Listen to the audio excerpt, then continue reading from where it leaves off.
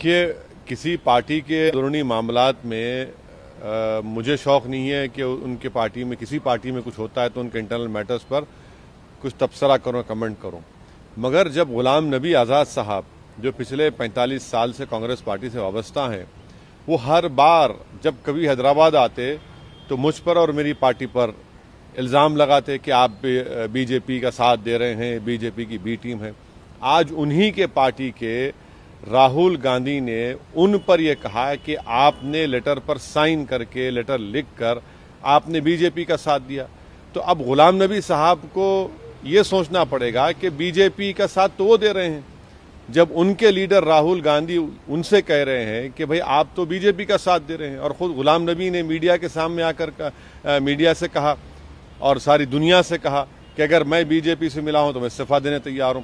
तो ये बात ये साबित हो चुकी है कि अगर आप कांग्रेस पार्टी का अपोज करते हैं, जैसा मैं कर रहा हूं, मैं बीजेपी का भी अपोज कर रहा हूं, मगर क्योंकि मैं कांग्रेस पार्टी का अपोज कर रहा हूं तो कांग्रेस पार्टी मुझे बी टीम कहती है, और उन्हीं की पार्टी में अगर कोई उनकी लीडरशिप को अपोज करता है तो उनको बीजेपी से मिलाया जाता है।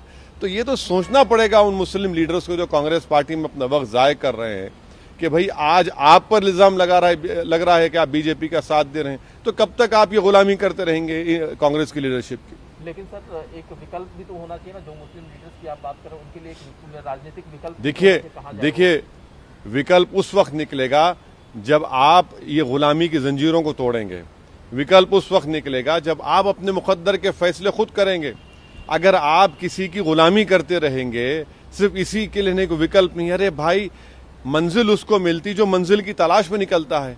आप तो वहीं पर रहकर ये तमाम तौहीन को, इल्जामात को, आपकी बेइज्जती अगर बर्दाश्त करेंगे तो विकल्प कहाँ निकलेगा। आप निकलिए तोड़कर तो खुद विकल्प और आपके सामने आकर सर झुकाएगा। तो सर, आपको लगता है आप ऑफर देंगे कि एमआईएम से जुड़े? नहीं, मैं हरगिज नहीं कहूंगा गुलाम नबी साहब को, वो बड़े सीनियर लीडर हैं, मगर गुलाम नबी साहब को याद दिला रहा हूं कि आपने जिस जबान का इस्तेमाल करके मुझ पर इल्जाम लगाया था, आज वही इल्जाम आपके पार्टी का एक एक्स प्रेसिडेंट आप पर लगा रहा है और आपको ये कहना पड़ रहा है कि मैं रिजाइन करने तैयार हूं।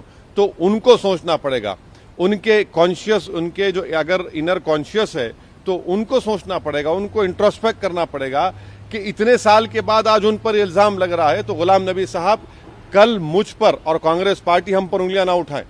पहले कांग्रेस पार्टी खुद अपने पार्टी में झांक कर देख लें कौन बीजेपी का साथ दे रहा है। सर, एक आखिरी सवाल है सर, तरह से मेन जो मुख्य विपक्षी दल है संसद में, उनमें इस तरह की अंदरूनी कला और जो सीनियर लीडर्स हैं उन पर जो है इस तरह के इल्जामात लग रहे हैं, तो क्या आपको नहीं लगता कि जो अपोजिशन की आवाज है जो पहले से ही कमजोर है वो और कमजोर हो जाएगी? नहीं, कांग्रेस की वजह से तो मोदी 2 बार प्रधानमंत्री बने हैं ना, तो कांग्रेस की वजह से ही बने हैं। अगर वो लोग सही काम करते तो मोदी 2014 में क्यों जीतते?